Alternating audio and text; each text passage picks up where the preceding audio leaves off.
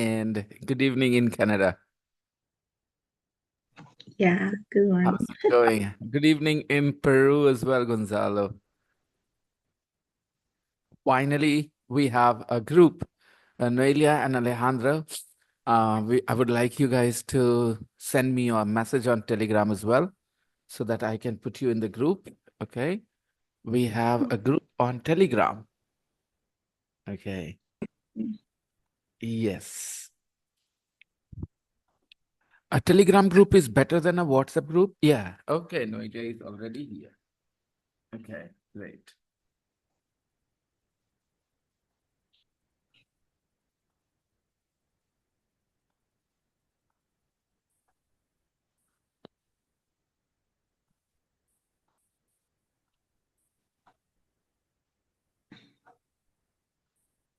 Oh, Gary. That's the new name. Alejandro. You gave yourself a new name. Oh,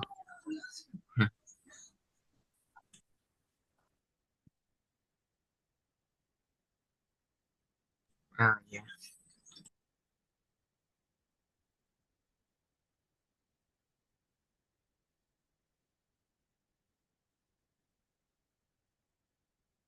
Okay.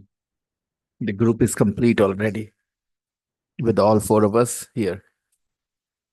Gonzalo, is your brother here as well? Or he's still busy?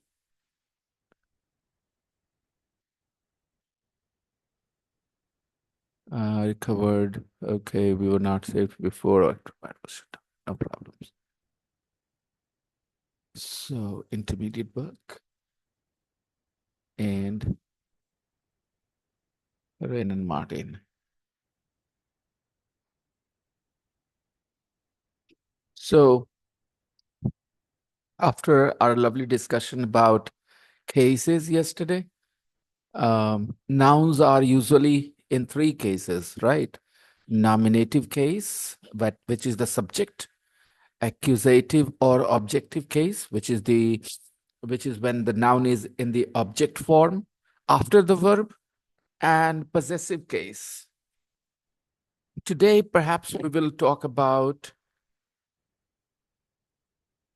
what?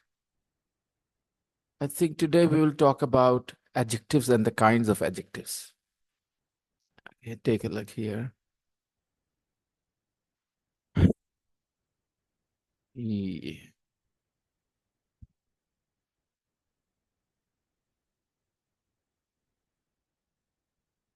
Adjectives and kinds of adjectives. That's where we should start today. Yeah. Some common phrases in English.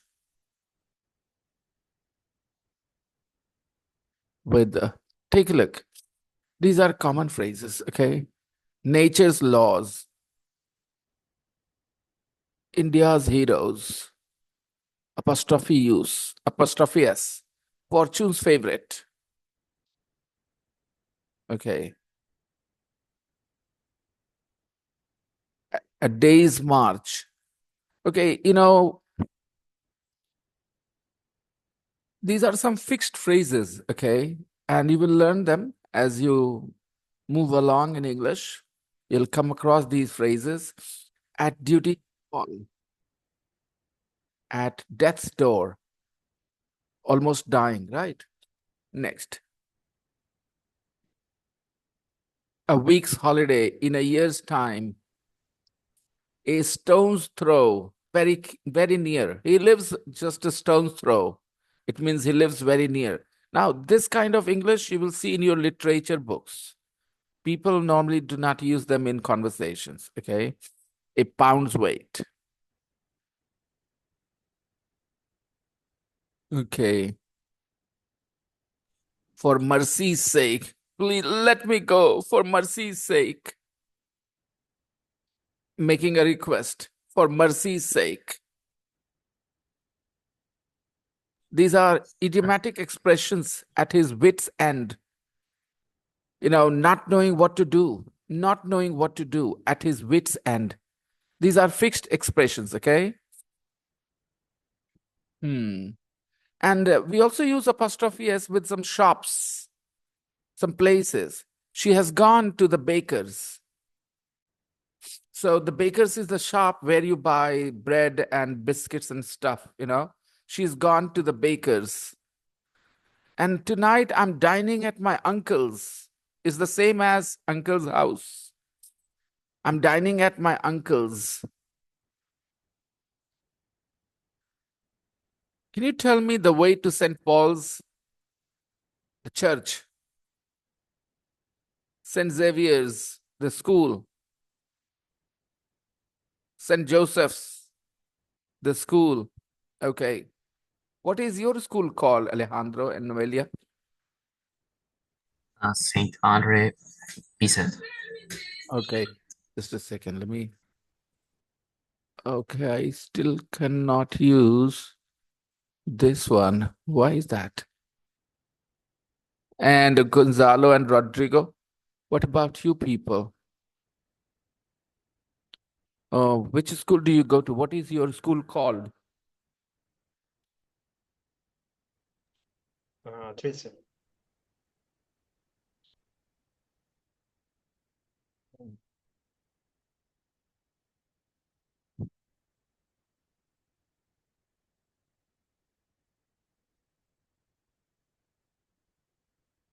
This is better.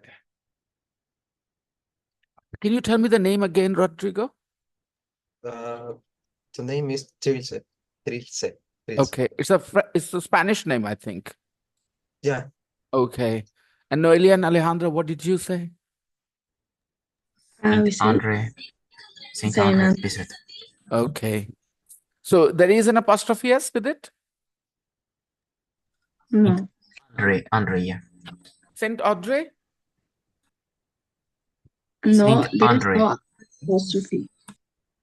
Okay. No, there is no. Oh, well, no, there's no, yeah. All right, but oftentimes you will see, names like this, Saint Xavier's, Saint Joseph's. Okay, with an apostrophe S, and these are basically places, bakers.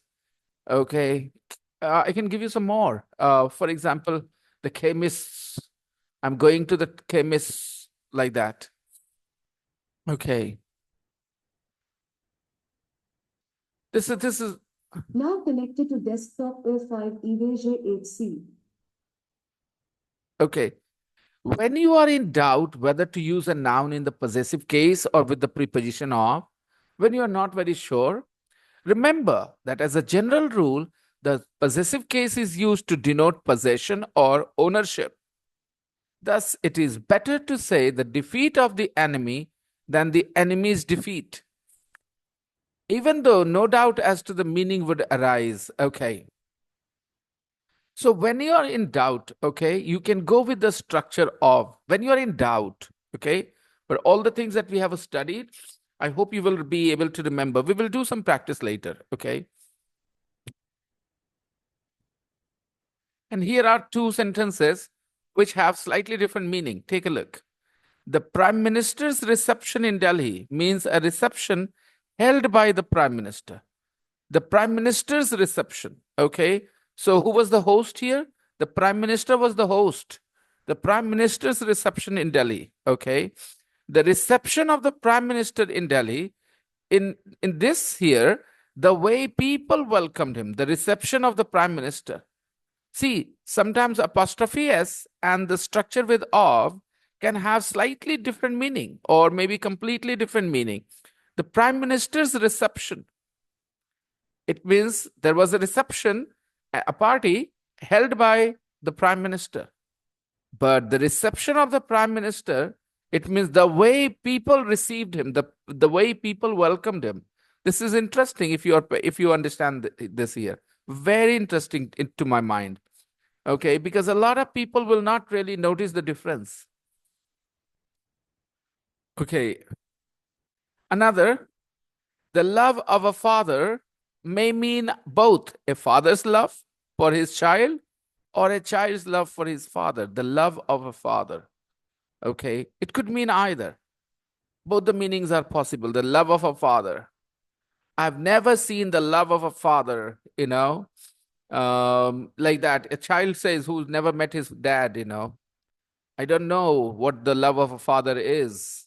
Okay. But generally, this is what it means. Generally. Okay. Okay. Nouns in opposition. Rama, our captain, made 50 runs. When you give a comma and then you add some more information, okay, about a noun, this phrase is called noun in opposition. Rama, our captain, made 50 runs. So here, noun in opposition is our captain. Okay, my father, comma, okay, uh, a big politician in India, comma, okay. I'm writing a sentence. My father, comma, a big politician in India always talks about women's rights. Okay. My father, comma, a politician in India, comma, always talks about women's rights in India. Okay. So here noun in opposition is a politician in India. The phrase between the two commas is called noun in opposition. It means, let me write that sentence so that you can understand it better. Okay, Rama, our captain, made 50 runs. My dad, and then comma, and any information, okay, like this. My dad, politician in India,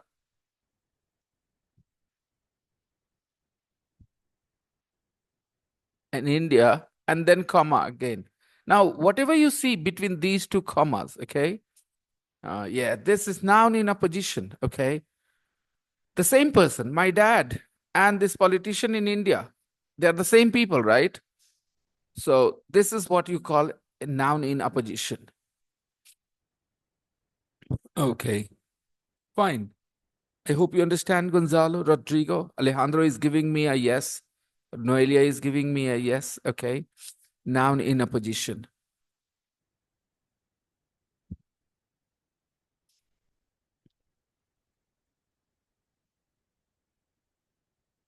Okay.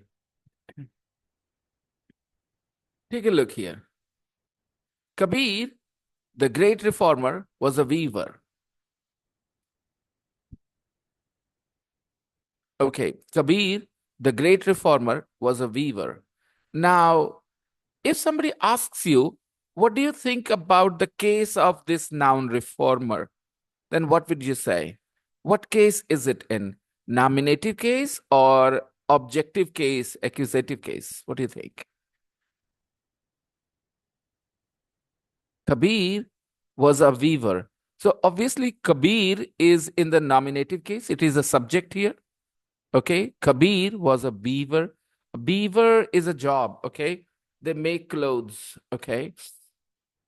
Now, because the great reformer is the noun in opposition for Kabir, and Kabir itself is in the nominative case, so we will say reformer is also in the nominative case.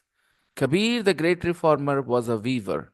So the noun and the noun in opposition are both in the same case. Take a look at this one. Yesterday, I met your uncle, the doctor. Okay. Yesterday, I met your uncle. Here, uncle is in the objective case because the subject verb is met. I met your uncle.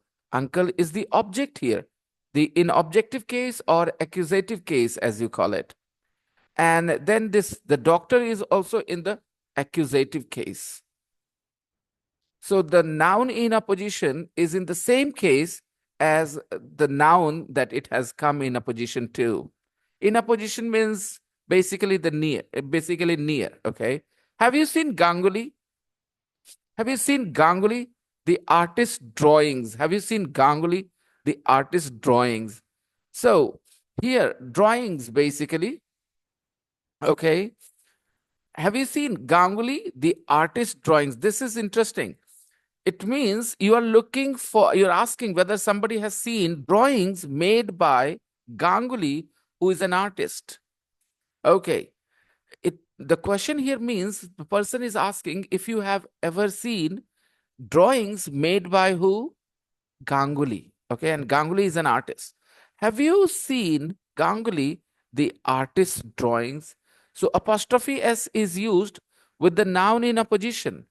Okay, let me write a sentence and you guys will tell me which will be correct. This is going to be fun here. Okay. Have you seen? Okay, I want to ask you guys, as everybody knows, wait, Trump is the president.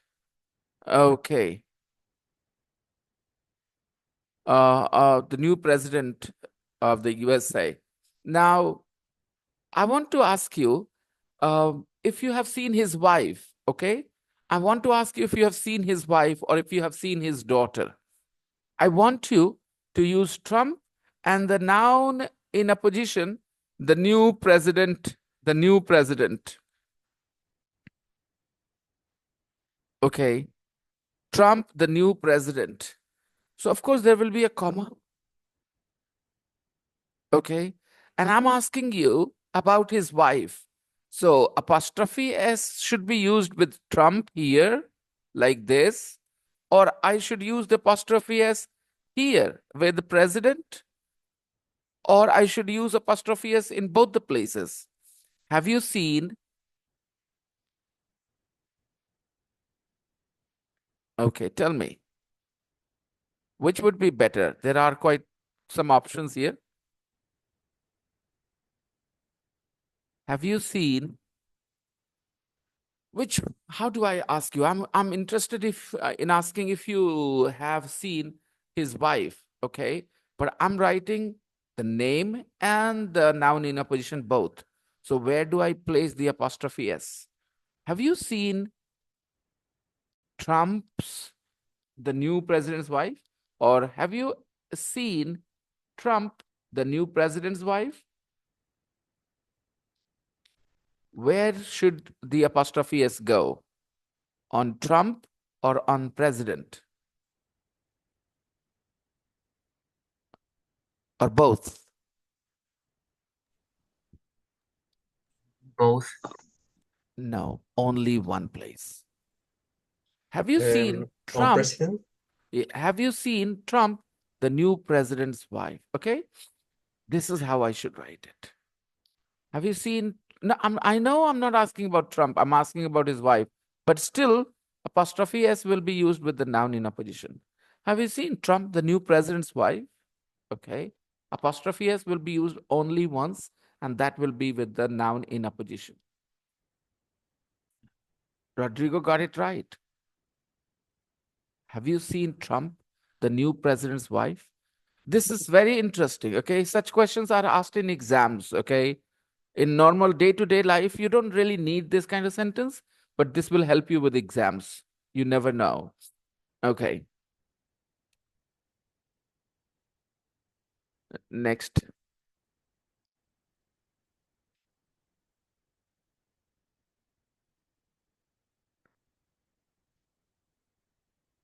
Okay, next. Adjectives.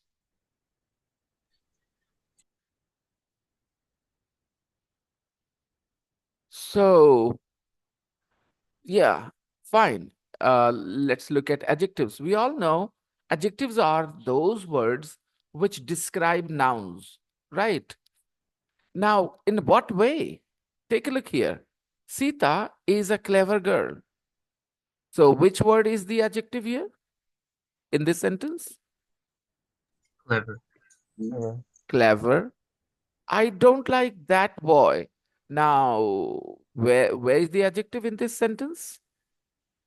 Like, Like you said, Noelia? yeah, That. Like is the verb. Like is the verb. Yes, Rodrigo. Perfect. Okay, because an adjective describes a noun, Noelia. Okay, an adjective describes a noun. Like doesn't describe that noun. That boy. It means the adjective has to contribute to the meaning of the noun. It has to say something about the noun. So I don't like that boy. Like is a verb, okay? I don't like that boy. So here, boy is noun and that is the adjective. Okay, which boy? Okay, that boy. Which boy? That boy. So that is your adjective. He gave me 5 mangoes. In this sentence, where is the adjective? 5. Yep, 5 is the adjective. How many mangoes? 5 mangoes. Okay, there is little time for preparation. There is little time for preparation. What do you think about the word little? It says something about time. Time is a noun. So if you notice, clever is an adjective, that is an adjective, 5 is also an adjective, little is also an adjective. We can simply say an adjective is a word that adds some meaning, some sort of meaning to the noun. It definitely says something extra. If you remove that adjective, that extra information will be gone about the noun. Okay.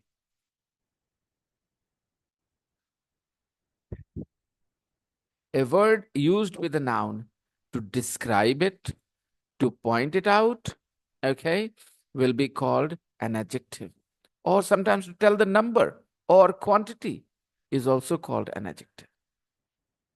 So it says something about a noun. It can tell you what kind of person it is, what kind of thing it is, what kind of place it is, or it can tell you the number of the thing, it can tell you the quantity of the thing, it can point out the thing as well, point out the person as well. All these words are called adjectives. Okay. So adjective is a word used with a noun to add something for its meaning. Take a look. Adjectives actually means added to. The lazy boy was punished. So I would like you guys all to answer very quickly, where is the adjective? The lazy boy was punished. Lazy. Lazy. Okay, remember, this is one big difference between Spanish and English. In all cases in English, okay, the adjectives will be before the nouns, not after the nouns. You will not say the boy lazy, okay? In Spanish, I think it is possible to use the adjective after the noun, okay? I know one, chica hermosa, una chica hermosa, a beautiful girl, Yes. okay? So hermosa is the adjective and it comes after the noun, right? But in English, you will not do that. You will not say a girl beautiful. You will say a beautiful girl. Yes, you can put the adjective after the verb. The girl is beautiful. Okay. So beautiful is part of the predicate after the verb. Okay, take a look. The lazy boy was punished, and now the boy is lazy. So, what is the difference in the way the word lazy has been used? In the first sentence, everybody, notice the word lazy is placed right before the noun, the lazy boy. And in the second sentence, the adjective lazy is after be verb.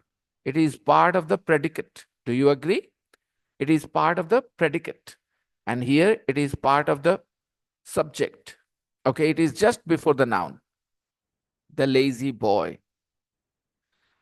We can say that the word lazy in the first sentence has been used attributively. How? Attributively. And the word lazy in the second sentence has been used predicatively. So the adjectives in English can be used in two ways. They can come right before the noun to describe the noun, or they can be part of the predicate. Okay. So we should know there are only two ways adjectives are used, either just before the noun or as part of the predicate. This is important. Okay. It was in the first sentence, it was used attributively. Okay. And in the second sentence, it was used with the in the predicate. So we call it predicative use of the adjective. Some adjectives can only be used one way. Okay, take a look. She's afraid of ghosts. She's afraid of ghosts. In this sentence, you know what the adjective is. Tell me. Afraid. Afraid is the adjective. Afraid cannot be used right before a noun. You cannot say, my afraid son. You cannot say. It means some adjectives can be used only one way, predicatively. Okay, I'm quite well. Okay, well is an adjective. It means healthy and fine. Okay, I'm quite well. Now, kinds of adjectives. As you now know what adjectives are, they are words which add some meaning to the noun. What kind of adjectives do you have? So the first kind of adjective is very easy that you guys all know. We call them adjectives of quality or descriptive adjectives. They tell us what kind of person, place, or thing it is. A large city. Kolkata is a large city. What kind of city? A large city. The word large describes the city, and that's why we say large is a descriptive adjective or adjective of quality, because it tells you the quality of the city. It's a large city. Not all cities are large, but Kolkata is a large city. Okay. Lima. I think Lima is a large city too, isn't it? It's a big It city. is.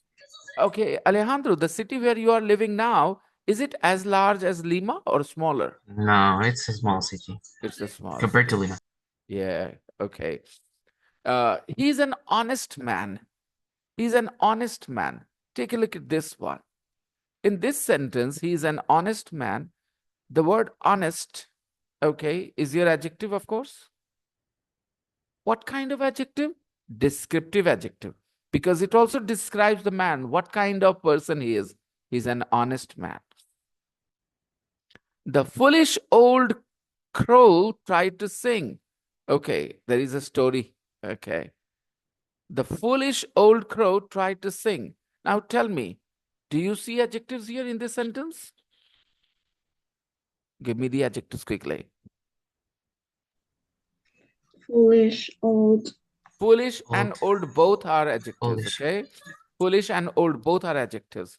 And they're both adjectives of what kind? Adjectives of quality. Descriptive adjectives. Okay, moving on. Sometimes what we do, okay, we use the nationality words, okay, as adjectives. France is the country name, French wines, Turkish tobacco, Turkish, Indian tea, okay. We are using nationality words as adjectives, okay. And sometimes they are proper and they're called proper adjectives because they come from proper nouns. They come from proper nouns. France, French, Turkey, Turkish, India, Indian. That's why we call them proper adjectives. Remember, Spanish can be a Turkish, can be an adjective. Spanish can be a noun as well. When it refers to the language, okay, I speak Spanish, it is a noun. But when you say, I like Spanish culture, then suddenly it's an adjective now, okay? So the words, nationality words can work both ways. They're nouns when they refer to the language, and they can work as, an adjective as well. And there is more to it, actually, if you are interested. I'll tell you, look, let's say the word American, okay? Now, American doesn't refer to a language, but American refers to people as well. He is an American. He is an American. And in this sentence, American is a noun.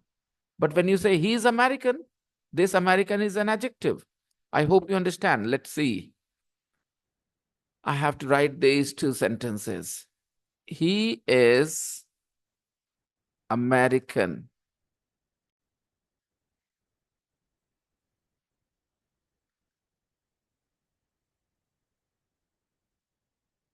he is American.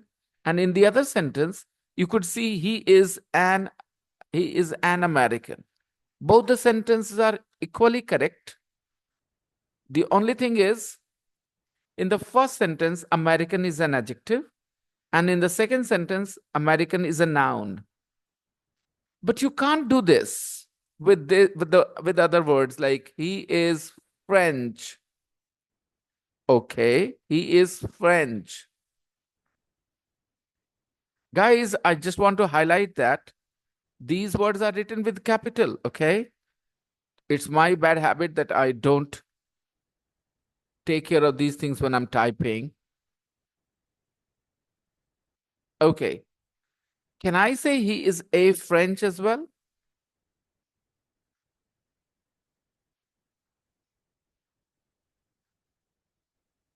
Now, one of these sentences is wrong. Tell me which one. One of these sentences is wrong. He is a French. He is a No. French is wrong. And if you want to make it right, what do you need to do? If you want to correct this sentence, you can say he's a French. Woman. Man. Okay, yeah, like that.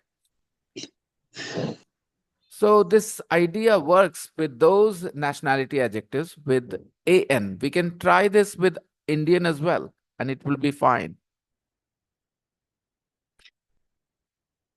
Okay, you can try this with Canadians as well. Those adjectives which end with an, okay, you can try, no problems. Here, sorry, I should have written these things here.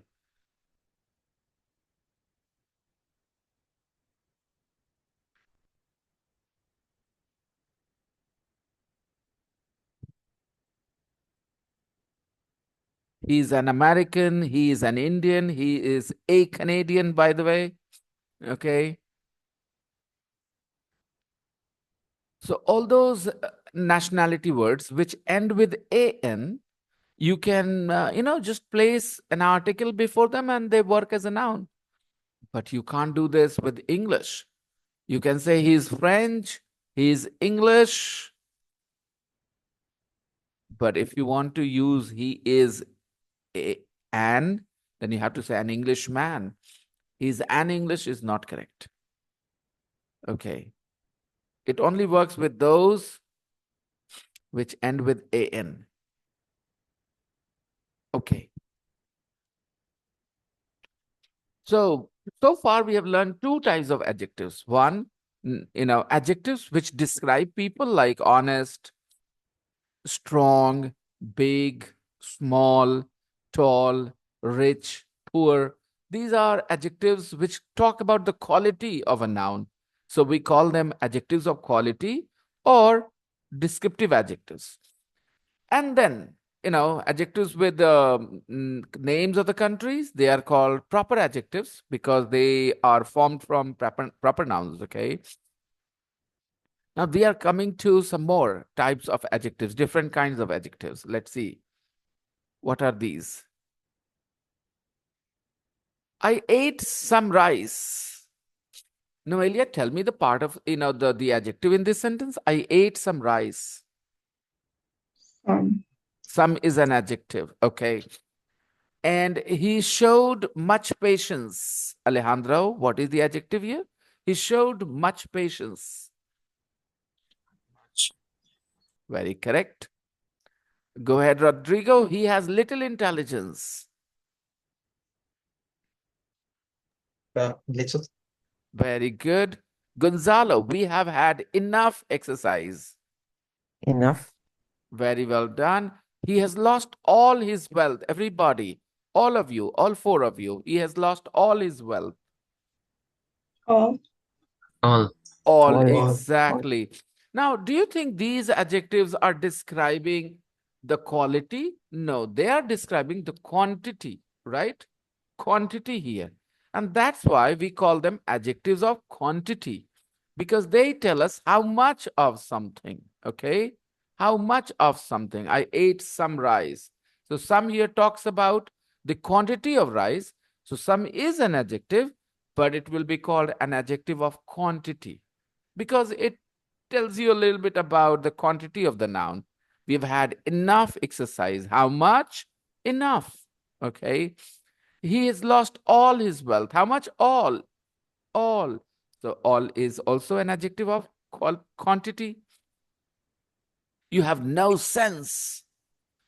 In this sentence, we have an adjective too, guys. You have no sense. And what is that adjective? No. Yeah, interesting, isn't it? That this two-letter word no is an adjective. And it is an adjective of quantity. You have no sense. Okay, an adjective of quantity. He did not eat any rice. Any. Any, again, adjective of quantity. Take great care of your health. Now, let's see.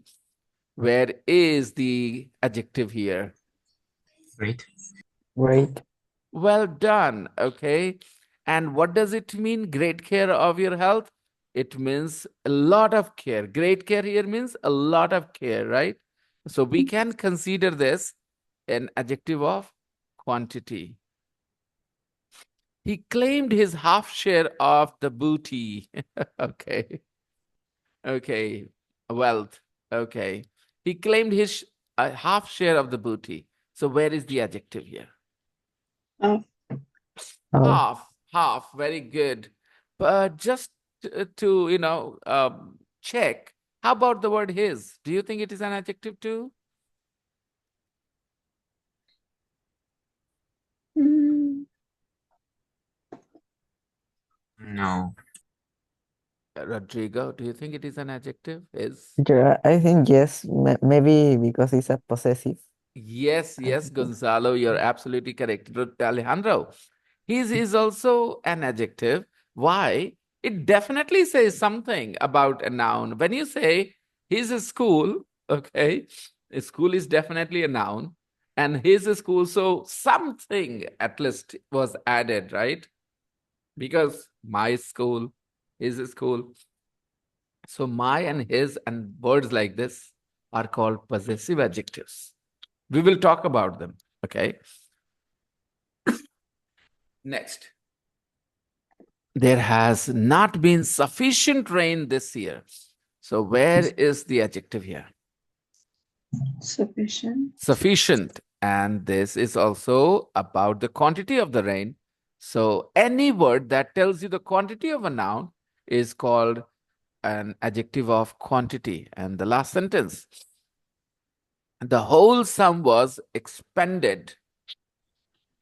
Whole.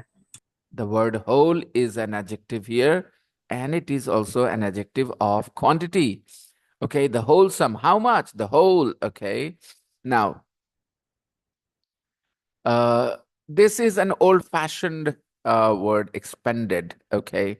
Now, the adjective of quantity answers the question, how much? How much? Okay, mainly. Now, we are going to move on to another type of adjective. Before I tell you the kind name, I just want you to take a look at the adjectives themselves. The hand has 5 fingers. Where is the adjective? 5. 5. Few cats like cold water. Cold. Cold is definitely an adjective, Noelia, 100%. Do you see another adjective in the sentence? Few. Good. But there is a difference between the kind of adjective few is and the kind of adjective cold is, right? Cold is an adjective of quality. It describes the word water here. Few describes cats, but few says something about the number of cats. Okay. 5 also tells you the number. So when an adjective tells you the number of a noun, okay, this is called an adjective of number because a numeral adjective. Okay. So 5 and few both are adjectives of number. There are no pictures in this book. Tell me the adjective here. No. And don't you see Needs. another? Yes. No is an adjective, and this is also an adjective because this describes the word book. But our focus will be on the word no, okay? No pictures.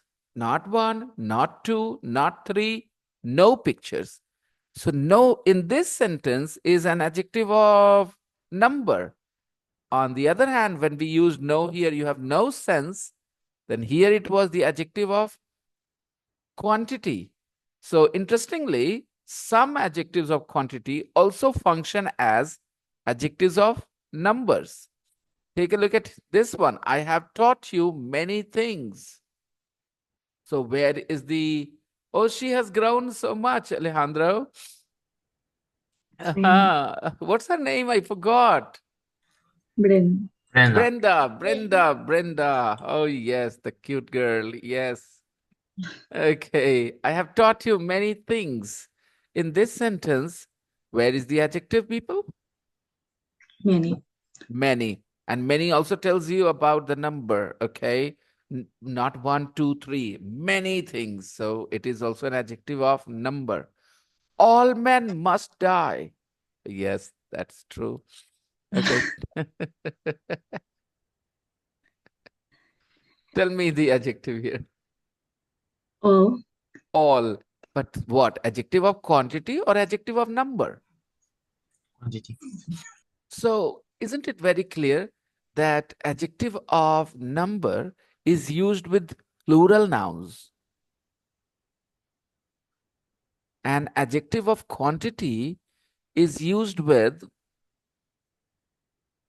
uncountable nouns.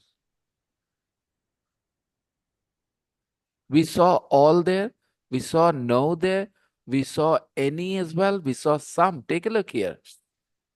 Here are some ripe mangoes. Here are some ripe mangoes. So obviously the adjective is and ripe Ripe. as well. Ripe as well.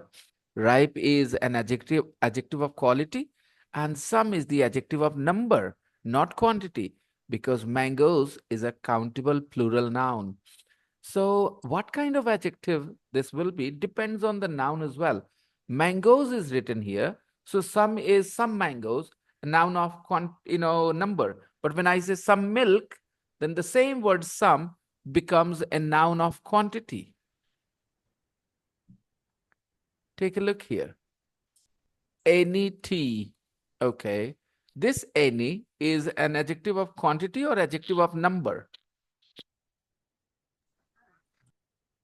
Quantity. Quantity. But when I say any boys, okay, then now the same word any is an adjective of number because it is with a plural noun. As simple as that. Now, in this sentence, most boys like cricket. Give me your adjective of number.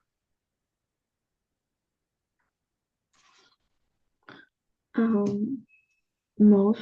Most boys. Okay, it is not definitive number, but it talks about how many, okay? How many? Most boys, okay? So when you ask the question how many, you get the adjective of number. And when you ask the question how much, you get the adjective of quantity. There are several mistakes in your exercise. What is the adjective of number here? Several. Several. There are several mistakes. Sunday is the first day of the week. Interesting. Can you tell me here? First. Oh, exactly. But it is a different kind of numeral adjective. Would you agree or not? So far, we had adjectives which were telling us the number. But here, this adjective doesn't tell us the number. It tells us the order. No? The first day of the week. So numeral adjectives can be divided in two different kinds of subcategories. Okay. Adjectives of number are of definite, actually three definite numeral adjectives where we say 1, 2, 3, and then we say ordinals first, second, third, and the third indefinite numeral adjectives where we do not know the number exactly. All, no, many, few, some. Here we cannot be sure of the number, so they are called indefinite numeral adjectives because the number is not clear. So there are two definitive, okay, definitive adjectives, numeral adjectives, definitive, okay, here. And what are they? One, two, three, first, second, third. These are both adjectives. Adjectives, cardinal adjectives, one, two, three, ordinal adjectives, first, second, third.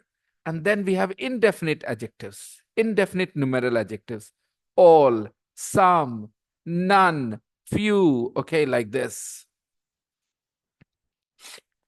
And the third is called a distributive number. Okay, interesting. Distributive. Each, every. Take a look at these. Each boy must take his turn. Boy is a noun. Each boy. Each boy must take his turn. So this is also considered a numeral adjective, but it is called a distributive numeral adjective. Each boy must take his turn. India expects every man to do his duty. Every man. Every is also a distributive numeral adjective. As the name suggests, distributive, okay? Each member will be referred to. Every, each, and we have more words. Either, either. When you have only two things to talk about each of the two, you will use the word either, okay? Either. Either is only used when you are talking about two. If you have 3 pens, suppose I am offering you 3 pens. There are 3 pens on the table, and you ask me, which pen do I take? Okay, I will say, take any pen you want. Because there are 3, okay? But if there are only 2, and you ask me, which pen do I take? I say, take either. I hope you understand. I am not being specific here. Take the blue one, take the red one, take the green one. No, take any. If there are more than 2, 3, 4, 5, 6, take any. And if there are only 2, take either. Okay. On either side is a narrow lane because there are only 2 sides, so either. Neither accusation is true. In a negative sentence, we can use the word like this, okay? There are 2 pens on the table, but neither writes. There are 2 pens on the table, but neither writes. Okay? I have 2 sons, but neither has a job. Got it? I have 2 sons, but neither loves me. Okay. Okay. By the way, I should say neither son, okay? I am making a technical mistake here, if you guys notice. I said I have 2 sons and neither loves me. The sentence is correct. But in this sentence, neither is not an adjective because I did not use the noun after it. I said I have 2 sons, neither loves me, okay? So technically, in this sentence, neither is a pronoun, if you understand.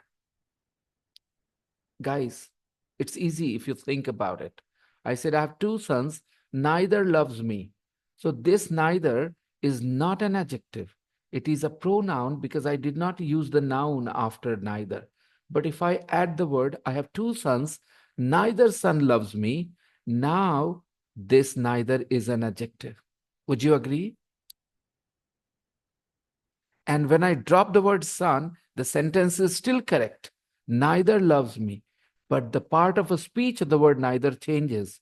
It functions as a pronoun because the noun was removed.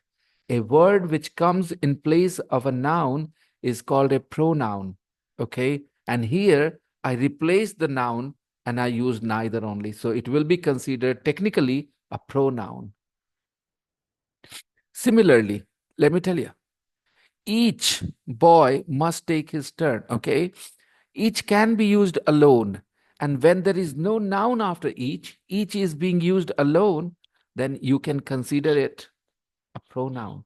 And to avoid these confusions, okay, we have created a new category. And that category is called determiner. Okay, this category is called determiner. And these words are part of the determiners category. Okay, each, every, either, this, that, all these words are called determiners because they can function as a noun, they can function as a an adjective, pronoun as an adjective. Okay, coming back to this. Adjectives of quantity, adjectives of number. The same words. Some, we have talked about it. Okay, some depends on what they are qualifying. If there is a noun which is uncountable, you will call it adjective of quantity. But if there is a plural noun here, you will call it an adjective of number. All his wealth, all men, no sense, no pictures, any rice, any mango trees, enough sugar, enough spoons. So in this sentence, I have enough sugar because sugar is uncountable. Enough is the answer to the question, how much? And that's why it is an adjective of quantity. But enough spoons, here enough is the answer to the question, how many spoons? And that's why enough is an adjective of number here. Demonstrative adjectives. Demonstrative, as the name suggests, to demonstrate. We use them to demonstrate which person, which thing. This boy is stronger than Harry. This boy. So this is an adjective, but it is an adjective of demonstrative adjective because it demonstrates the boy. This boy. This, that, these, those, all four are demonstrative adjectives. Okay. There are some more which are not very commonly used. Okay. Like the word yonder, it's from not very common in modern English. But yes, we use such a hurry. Okay. Such a hurry. So such will be considered a demonstrative adjective. Don't be in such a hurry. I hate such things. Suppose something happened, okay, and I said, oh, I hate such things, okay. So such definitely demonstrates what kind, okay, who, which. So that way. So these are also demonstrative adjectives. These adjectives answer the question which. Okay. I guess enough grammar for one day. We need to go to the book and take a look here. The other book, the language book. We have to balance both, okay, the grammar and the language. We were talking about these ed and ing adjectives. Yesterday I played an audio file 1.6. I don't know if I shared this audio. I think I did. I did share, right? Yes. Okay. So I would like you guys to talk about what he says in the audio. Okay. Just let's listen to it one more time here. And then I will create breakout rooms for you guys where you guys are going to practice what he said. You're going to talk about what he said. This is 1.6. Give me a second. Where is this 1.6?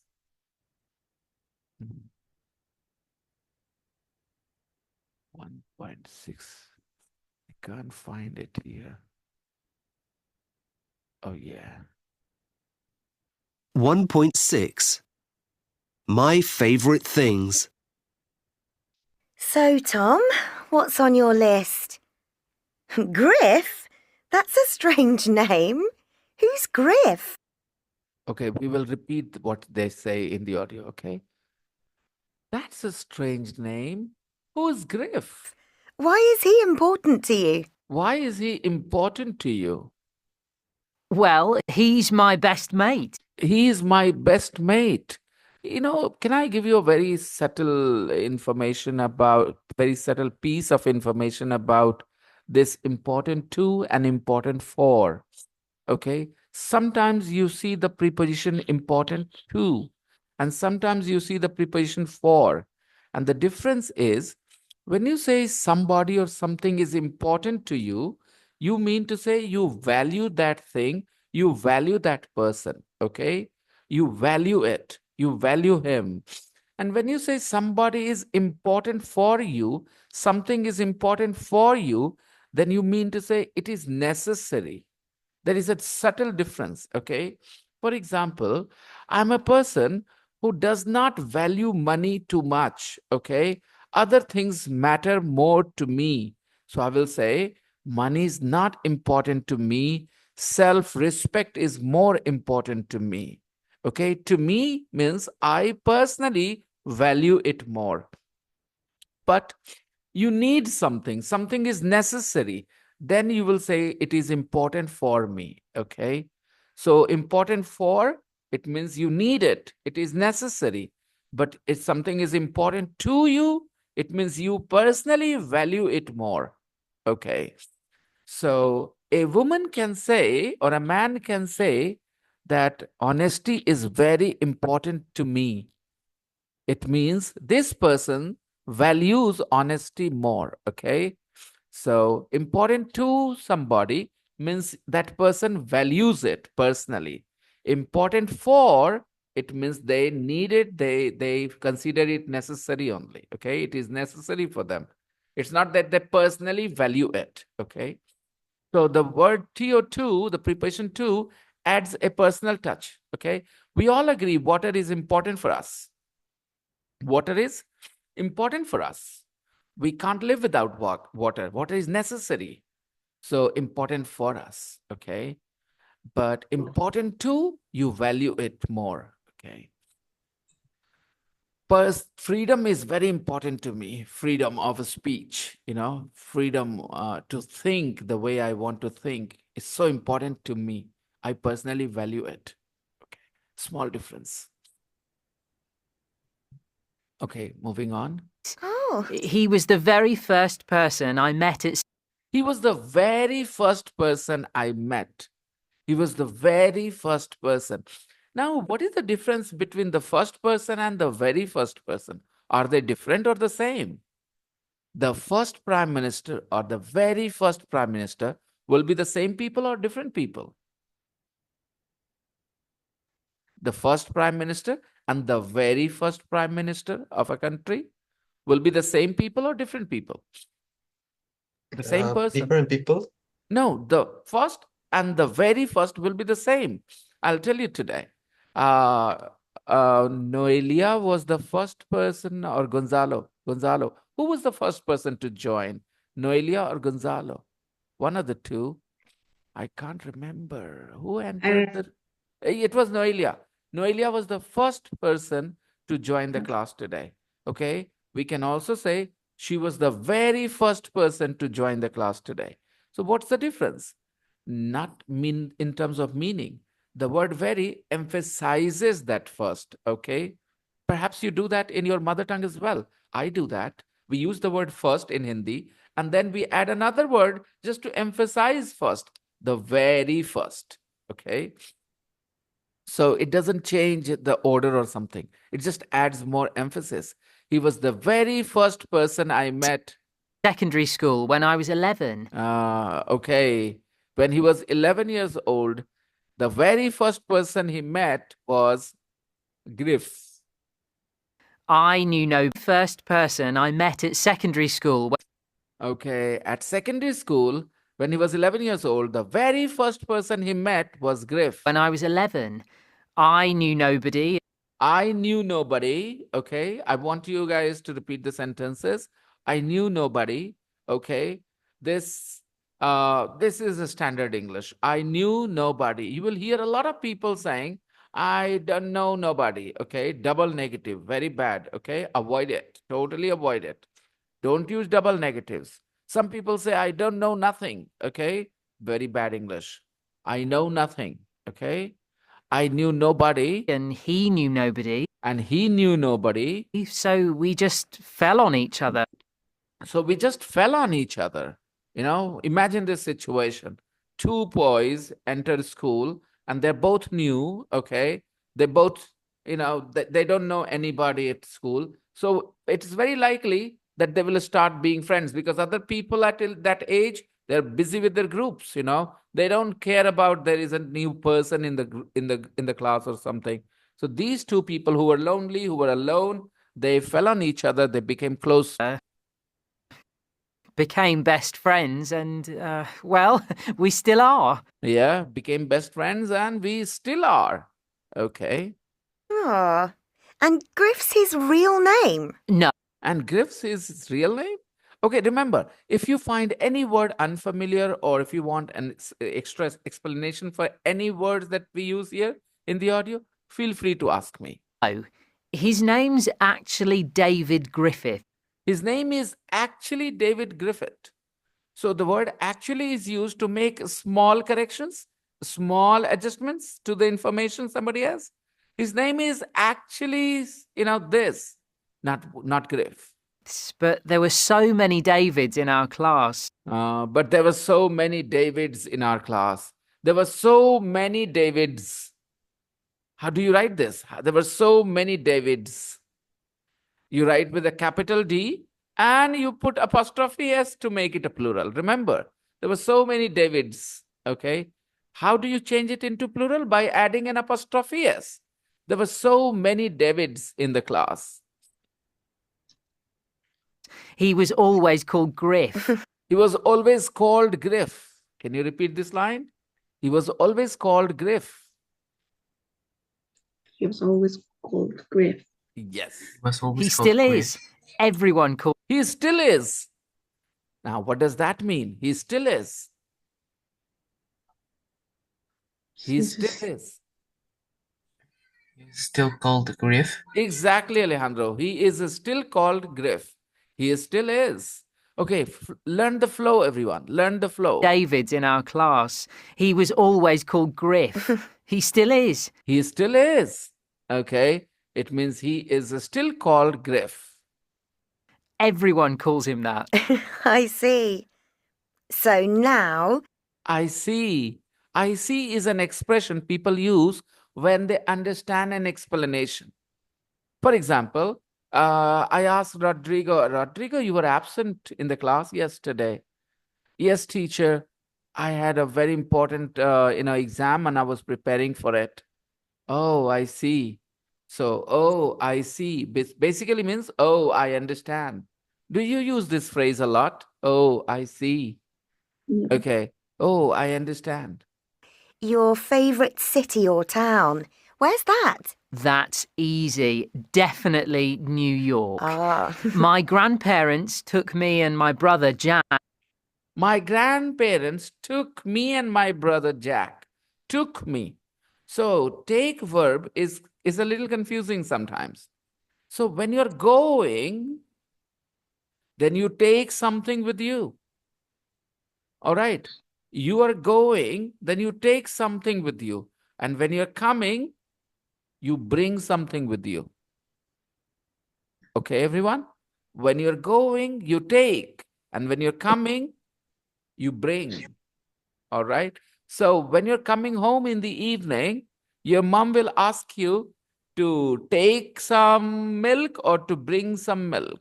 When you're coming home in the evening, what will your mom say? Hey, son, Bring. on the way back, please bring some milk with you. Okay? All right. Not take. Back there for 4 days when I was 14 and Jack, my brother. Ah. My grandparents took me and my brother Jack there for 4 days. For 4 days. Okay. When I was 14 and Jack was 16. It was the best holiday ever. It was the best holiday ever. Now, tell me, which word in this sentence does not contribute to the meaning, but contributes to the emotion? It was the best, holiday ever. Which word here is just an intensifier? Does not Ever. ever, exactly. If you remove the word ever, the meaning still remains the same. It was the best holiday. When you say it was the best holiday ever, you make it more emphatic. It was the best holiday ever. However, it does slightly add something to the meaning if you think in a way. Okay. For me, We stayed in a hotel overlooking Central Park. We stayed in a hotel overlooking Central Park. We stayed in a hotel overlooking Central Park. Now, what does that overlooking mean? Directly. Yes, exactly. If you were looked out of the window of the hotel room, you could see Central Park. So the hotel overlooked Central Park. Oh, We went ice skating and we flew over the city. We went ice skating. We went ice skating. Ice skating is, of course, an activity. So go ice skating. No need to use any preparation in between. We went ice skating. In a helicopter. We saw everything. It was amazing. We saw everything. I'd love to work in New York. yeah, I think New York. Okay, what was that line he said? I would love to work in New York. He used would love. I would love to work in New York. He is showing his desire. Okay. I would love to work in New York. Do you have such a desire, like to work in a particular city or something? Do you have any such wish? If you have, then please use would like or would love and express that.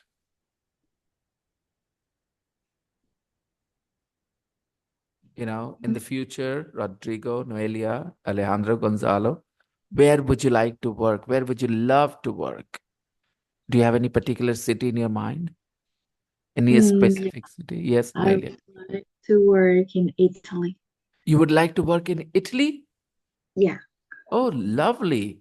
Noelia has become interested in Italian culture somehow. Okay, interesting. She would love to work in Italy. And Rodrigo?